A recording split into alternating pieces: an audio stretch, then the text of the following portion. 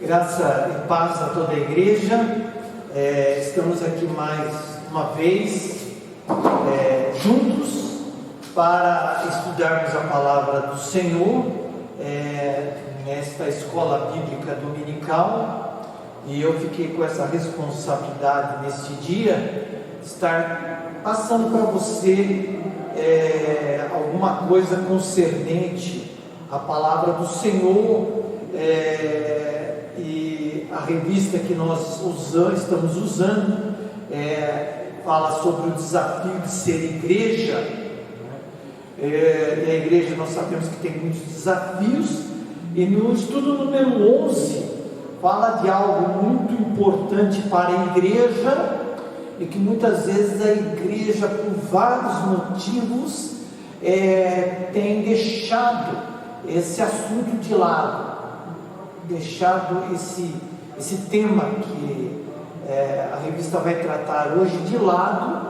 E eu creio que por não querer ter problemas com a membresia da igreja, por receio que irmãos e irmãs por esse motivo saiam da igreja. Então o tema é mantendo a igreja pura, né? E a introdução ele fala muito da questão da disciplina da igreja. Ele fala que as igrejas de hoje são carentes de disciplina, né? E quando a igreja negligencia, né, começa a haver uma crise, né, de identidade doutrinária. E aí também, né, quando falta a identidade doutrinária e quando há uma negligência na disciplina eclesiástica, aí realmente as coisas se tornam graves. Então a introdução ela trata mais ou menos nisso. Então, a negligência da disciplina e a falta de doutrina, né? Nós sabemos que muitas igrejas não trabalham a doutrina, né? E aqui está esse problema. Então, na introdução aqui ele orienta a igreja a exercitar de forma saudável a disciplina, né, eclesiástica, com critério, amor e perseverança, né? Então, primeiro item aqui, né, subtítulos. A lição me parece que é 5 subtítulos ou 4 subtítulos. O primeiro subtítulo é a necessidade da disciplina, né? Toda igreja ela necessita de uma disciplina, né? E sem disciplina a igreja não agrada a Deus, não está dentro dos planos de Deus, né? E a disciplina ela tem como meta, como procedimento, como processo de corrigir o pecado na vida dos membros, né? O pecado nós sabemos que atrapalha a comunhão do ser humano com Deus. Então toda vez que há pecado na igreja, a igreja se compromete com Deus. Então há uma necessidade de disciplina para que realmente o pecado seja expurgado da igreja, né? Mas há essa necessidade, mas essa necessidade tem que ser feita com santidade, amor, unidade, né, de Deus, né?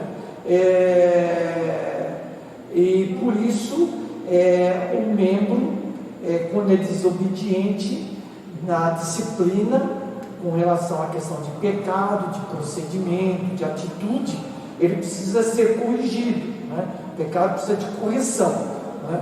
E muitas vezes esse tratamento não é bem aceito, e por isso a igreja muitas vezes evita de ter disciplina, né? E aqui ele diz, na verdade a igreja pratica a disciplina toda vez que alguém peca, quer pelo relacionamento pessoal e confrontação particular, quer por decisão pública ou formal. Então, a igreja precisa de disciplina, né?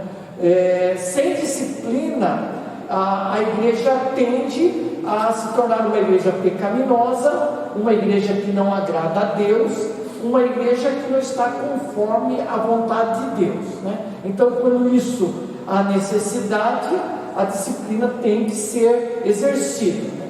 Aqui eles falam, a revista trata da confissão de fé de Westminster, né? E nós sabemos que é uma confissão presbiteriana, mas ela desenvolve bem essa questão. No capítulo 33, se não me engano aqui, ele fala a respeito da censura eclesiástica. Diz assim: as censuras eclesiásticas são necessárias para chamar e ganhar para Cristo os irmãos ofensores, para impedir que outros pratiquem ofensas semelhantes, para purgar o velho fermento que poderia corromper a massa inteira, para vindicar a honra de Cristo e a santa profissão do Evangelho, para evitar a ira de Deus, a qual com justiça poderia cair sobre a igreja, se ela permitisse que o pacto divino e os selos dele fossem profanados por ofensores notórios e obstinados. Então essa confissão de fé, ela fala sobre a importância da correção daqueles que são ofensores, para impedir que continue praticando tal atitude, né? Porque aí vai contaminar a massa. O fermento velho contamina a massa inteira. Então, quando você permite que o pecado seja mantido na igreja, você está correndo o risco de contaminar a massa inteira, de que outros irmãos acham que aquele comportamento é normal, é natural, e não é, e muitas vezes acabam também em tais práticas, comprometendo a santidade da igreja. Então essas pessoas precisam ser corrigidas, então precisam passar por uma disciplina, precisam ser tratadas. Se não forem, podem comprometer toda a vida da igreja, né? Então ele fala aqui de Mateus 18, de 15 a 20. Eu gostaria de ler com você Mateus 18, de 15 a 20. Vamos ver Mateus 18, de 15 a 20.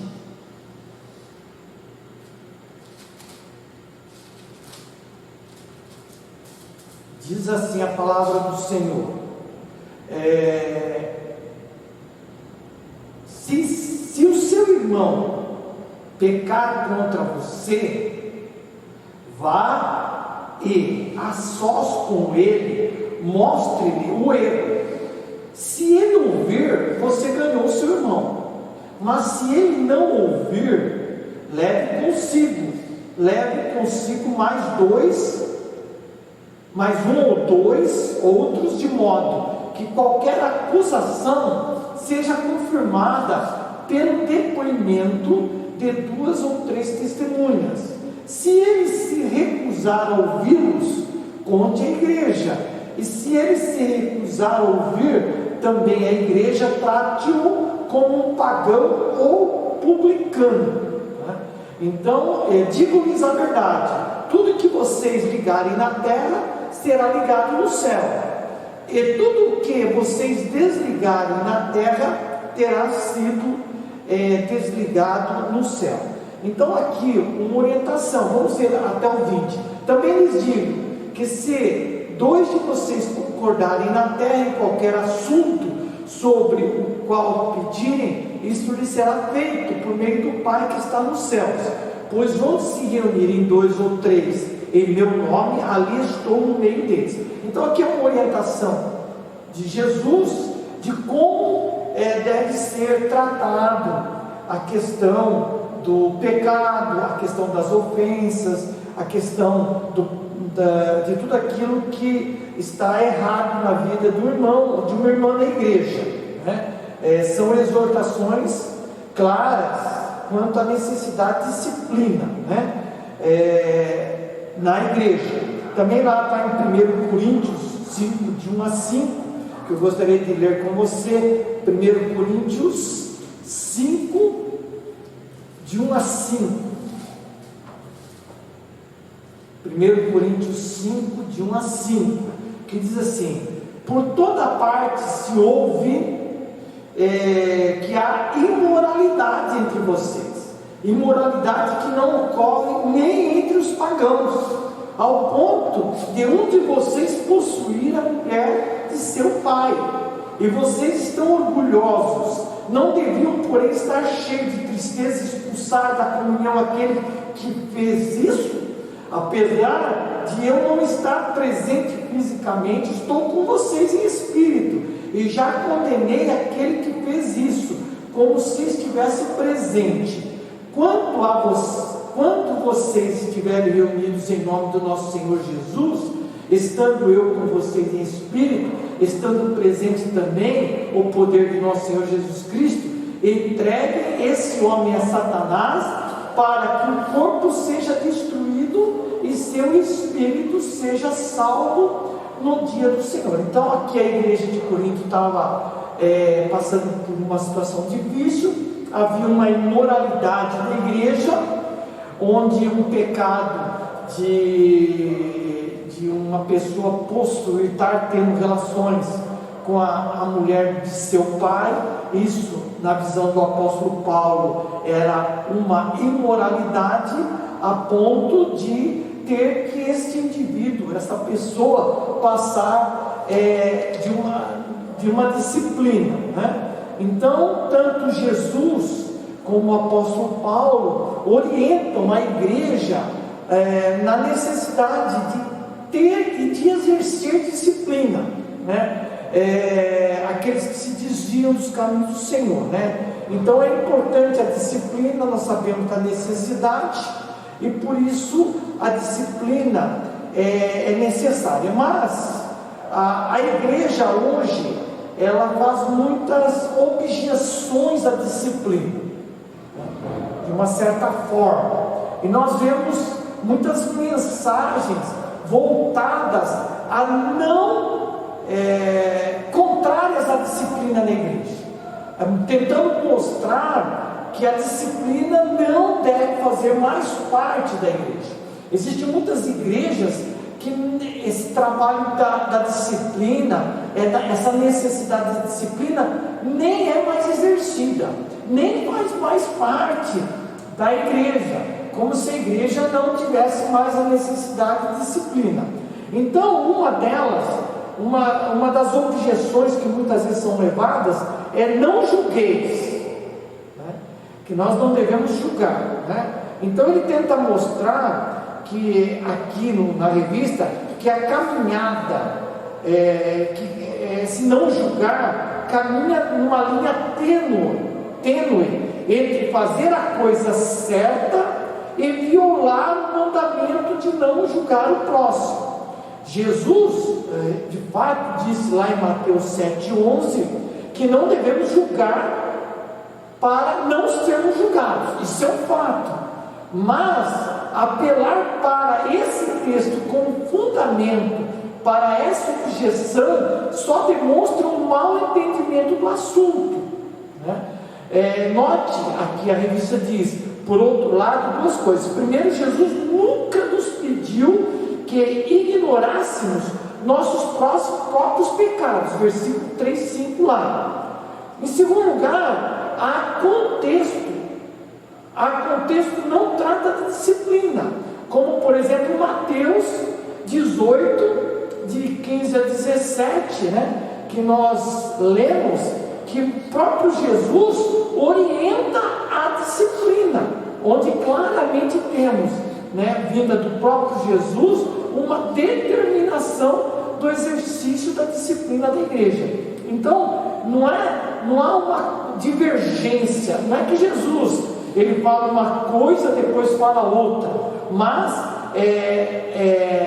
a disciplina é necessária quando é exercida pelo amor, pela paciência, pela prática de saber tratar direito, corretamente a questão da disciplina. Então nós devemos tomar todo o cuidado no tratamento da disciplina, mas ela faz parte, e o fato de não julgar o próximo não justifica a igreja a não exercer a disciplina, porque está então todos nós, a igreja fica comprometida, todos podem fazer o que querem, bem entende, porque afinal de contas nós não devemos julgar o próximo, e o fato de não julgarmos o próximo justifica nós não tratarmos o pecado na igreja. E aí fica tanto comprometido Mateus 18, de 15 a 17, como também lá o apóstolo Paulo em 1 Coríntios 5, como se tanto Jesus como o apóstolo Paulo estivessem errados em mostrar a necessidade da disciplina na igreja. Outro fator que a revista aqui levanta como objeção da disciplina é o amor.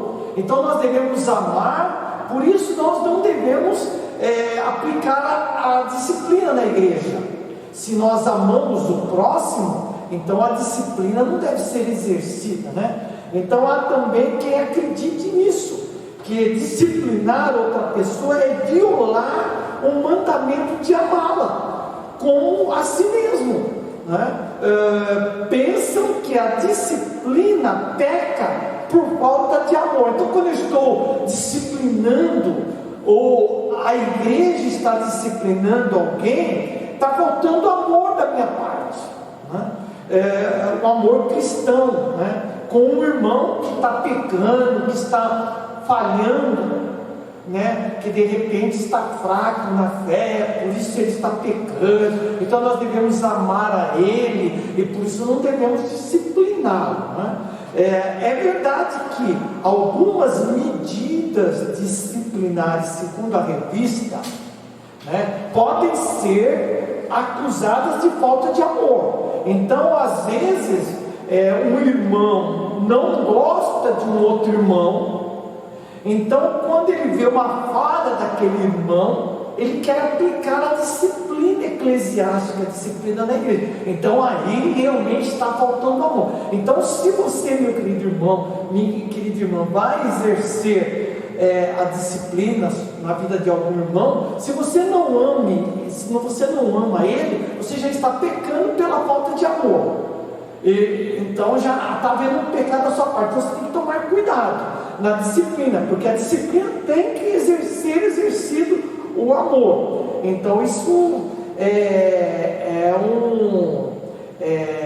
uma questão certa, nessa questão de amor, Mas esses erros humanos de falta de amor, de acusações contra o irmão pela falta de amor, não podem ser atribuídos à doutrina da disciplina, porque ela faz parte da igreja, ela é algo necessário para a igreja, para tornar a igreja santa e agradável ao Senhor. Então a disciplina, ela tem que ser exercida mesmo quando há falta de amor, porque ela faz parte da igreja. A escritura, entretanto, aqui diz a revista, é farta em exemplos de disciplina, como uma manifestação clara e inequívoca de amor. Se você puder pesquisar, está lá em Hebreus 12:6, Deuteronômios 8:5, Salmo 89, 30, 34, Provérbio 3:12, 13, 24. Então, longe de uma violação do mandamento para amar, na verdade, Nosso amor cristão falha quando privamos os nossos irmãos faltosos de disciplina. Então, quando eu não exerço a disciplina vendo um irmão ou uma irmã errado, numa atitude errada, se eu não disciplino, se eu não oriento, se eu não ajudo a ele a se consertar, está faltando amor da minha parte para com esse irmão. Eu estou permitindo com que esse irmão continue no erro, né? Então, o amor ele é exercido na disciplina também, né? Uma outra questão de objeção à disciplina que fala a revista é a questão de vergonha, né? Disciplinar é constranger. Então, eu tenho vergonha, eu estou vendo um irmão, uma irmã no erro, então eu estou tendo vergonha de chegar nele e falar: olha, irmão, você está errado nessa atitude, você precisa corrigir. Então eu tenho vergonha, eu me sinto constrangido, né? Porque eu acho que eu vou humilhar esse irmão por mostrar o pecado dele. Mas a perspectiva está equivocada.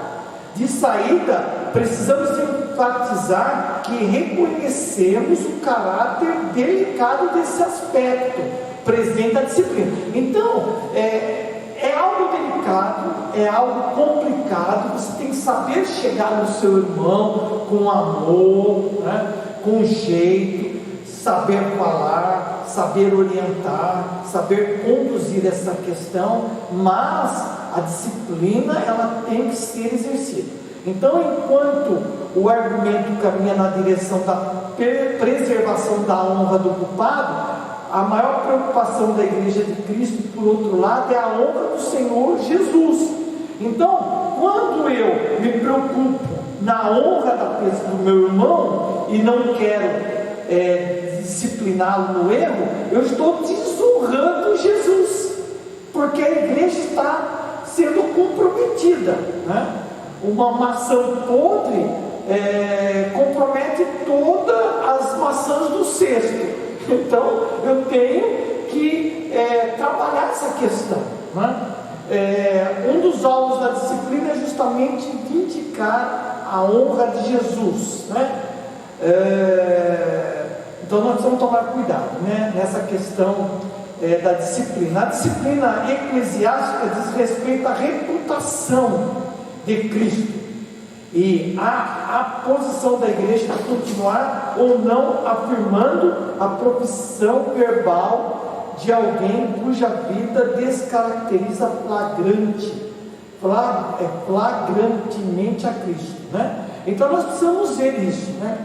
Que certas objeções à disciplina são equivocadas quanto mal interpretadas, né?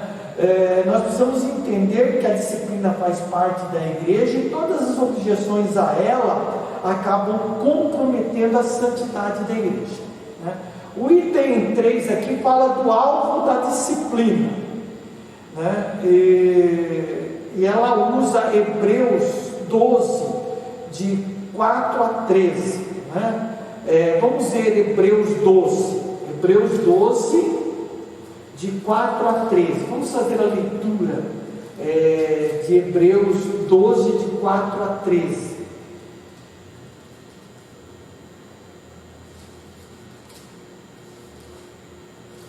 Hebreus 12, de 4 a 13, diz assim: pensem bem naquele que suportou tal oposição dos pecadores contra si mesmo, para que vocês não se cansem nem se desanimem.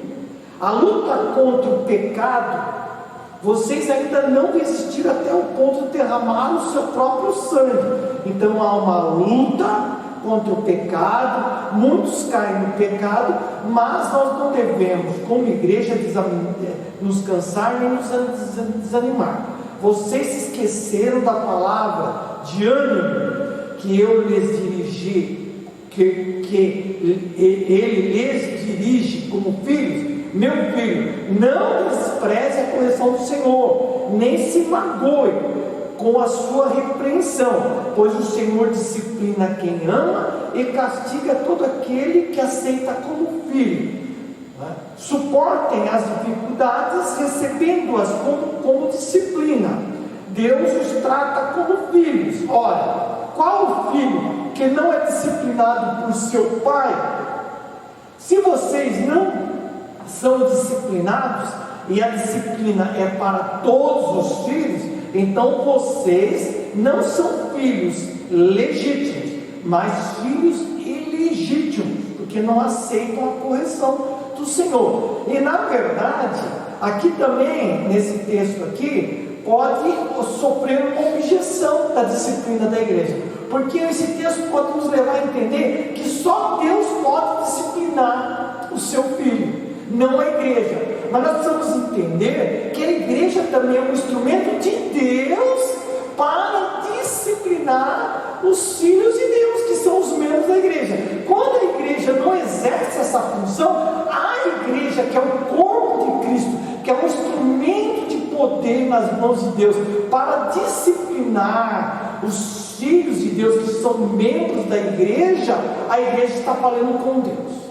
Então nós não podemos entender que só Deus é que corrige. É só Deus que corrige, mas Ele usa a igreja como instrumento de correção, né? Então nós precisamos entender isso. Por isso, aquelas orientações de Jesus e aquelas orientações do apóstolo Paulo, diz assim, suportem as dificuldades. Então, se eu como pastor estou falhando, eu também devo sofrer correção. A disciplina, a igreja tem que se reunir, me chamar e me corrigir, e eu tenho que aceitar a disciplina do Senhor mesmo como pastor. Quer dizer, não é porque eu sou pastor que eu sou perfeito. Eu também posso falhar, né? Não estou isento de falhas, e preciso também da correção do Senhor, preciso aceitá-la e suportar, né, essa disciplina. Deus nos trata como filhos. Olha, qual filho que não é disciplinado por seu pai? Se vocês não são disciplinados, e a disciplina é para todos os filhos de Deus, então vocês são legítimos. Além disso, tínhamos pais humanos que nos disciplinavam, e nós os respeitávamos, mesmo quando eles erravam, né, no caso. Quanto mais devemos submeter-nos ao Pai dos Espíritos, para assim vivermos. Nossos pais nos disciplinavam por curto período, segundo lhes parecia melhor, mas Deus nos disciplina para o nosso bem, para que participemos da sua santidade. Então aí também fala da santidade. Então Deus usa a igreja para nos disciplinar, tanto eu como você, para que tanto eu e você participemos da santidade que a igreja tem que estar, né? Então essa disciplina deve ser com amor, com jeito, né? Mas ela tem que ser exercida, e Deus usa a igreja, né, para nos disciplinar, né? E aí, continuando aqui no versículo 11 até o 13, nenhuma disciplina parece ser motivo de alegria. É claro, quando você vai disciplinar um irmão, para esse irmão, aquela disciplina não vai ser boa para ele não vai aceitar aquilo como algo de bom, ele não vai entender muitas vezes, ele não vai aceitar a correção que você está levando, mas ela é necessária. Se ele vai aceitar ou não, aí é uma outra questão, né? Mas que ela é necessária, e ela causa tristeza. Mais tarde, porém, produz fruto de justiça e paz para aqueles que por ela forem exercitados, né? Agora, para aqueles que rejeitam a disciplina, né, do Senhor, aí é uma outra questão, né, porque muitos rejeitam. Portanto, fortaleçam as mãos enfraquecidas e os joelhos vacilantes, porque muitas vezes nós estamos no pecado, nós estamos confortáveis no pecado, e quando nós recebemos a correção do Senhor, vinda através de um filho dele, de um irmão, nós, né, nos enfraquecemos, ficamos com os nossos joelhos vacilantes. Então nós precisamos nos fortalecer. Façam caminhos retos para os seus pés, para que o manto se desvie, né, antes seja curado. Então esse é todo uma advertência, né, para aqueles que estão errados, né, nos caminhos do Senhor, para que aceitem a disciplina. E o alvo da disciplina que eu entendo aqui é para que todos nós participemos da santidade, para que nós venhamos nos corrigir, né? Então é muito importante. Então diz, por trás da disciplina eclesiástica, portanto, está um dos grandes projetos da história da redenção, o de restaurar o povo de Deus, que está caído no pecado, a uma posição de novamente refletir a imagem divina. Essa é a razão pela qual todos os passos prescritos na disciplina têm como alvo ganhar o irmão. E por isso Jesus orientou: você vai, conversa, se ele não aceitar, leva um ou dois junto com você, para que eles possam servir de testemunha. E se ele continuar no erro, deve ser levado à igreja, e a igreja vai tomar as providências para a disciplina, né? Quando a igreja deve praticar a disciplina? Bom, aí é um outro problema, que no mundo que nós estamos vivendo, na vida de muitas igrejas e de muitos irmãos, não deveria nem existir isso. A igreja não devia nem ter a prática da disciplina, né? Mas a revista aqui nos orienta a praticar a disciplina, né? Nós devemos obedecer algumas orientações aqui. Primeiro, se um problema de pecado pode ser resolvido entre duas pessoas, deve ser resolvido desse modo. O caso está encerrado. Se não, então ele dá toda aquela orientação de novo que Jesus Cristo nos orientou, né? Agora, aqui tem um item aqui que a revista mostra uma coisa assim que é meio complicado nos dias de hoje. Ele fala assim: se após todos os passos que Jesus orientou anteriores, o faltoso não se arrepender, ele será excluído do rol de membros da igreja. Então a revista orienta a igreja a excluir este membro, né? Eu, pessoalmente, como pastor da igreja, vivendo no mundo pós-moderno que nós estamos vivendo, eu não oriento a igreja a fazer isso. Ela pode até fazer, mas ela corre um risco de ela responder até um processo por isso, né? Pela exclusão desse membro. Então eu oriento a igreja a disciplinar esse membro, né? Mas não excluir ele do rol de membro, né? Evidentemente, alguns motivos levam a igreja até desligar esse membro do rol de membros.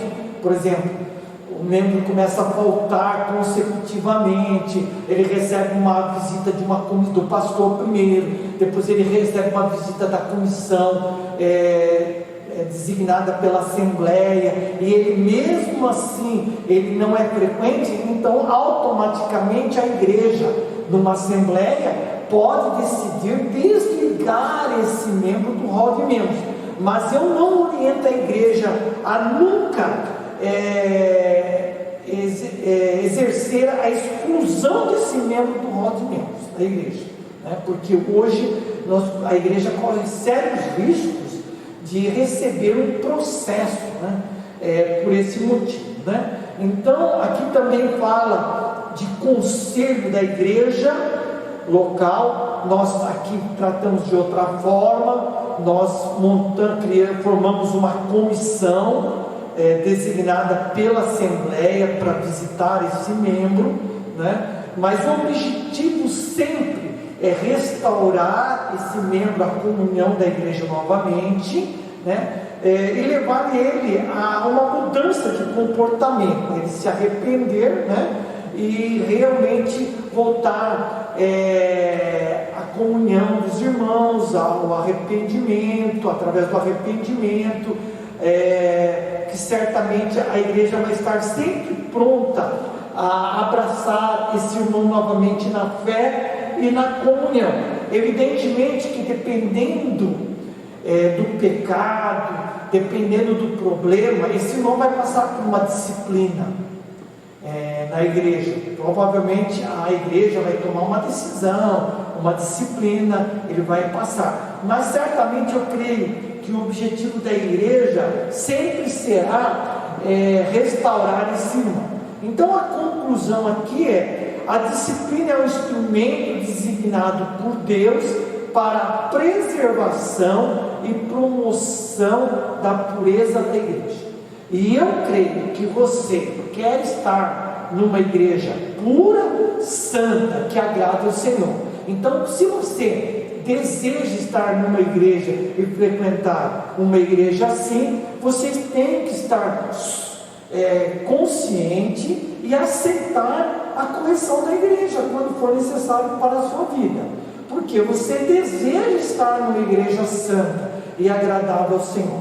É fato que quando a igreja decide disciplinar alguém, ela corre o risco de essa pessoa, esse irmão, essa irmã, sair da igreja, por esse motivo, não aceitar a correção. E nós sabemos que quando esse irmão, essa irmã sai, a igreja da esquina está pronta a abraçar ele, aceitando ele do jeito que ele está, dos seus pecados, dos seus delitos. Mas nós, infelizmente, sabemos disso, mas nós não podemos deixar de manter a disciplina, porque o nosso propósito, o nosso objetivo é manter a igreja santa, justa e agradável a Deus, Que Deus abençoe a sua vida e que você realmente possa refletir e aprender com esse estudo em nome de Jesus. Amém?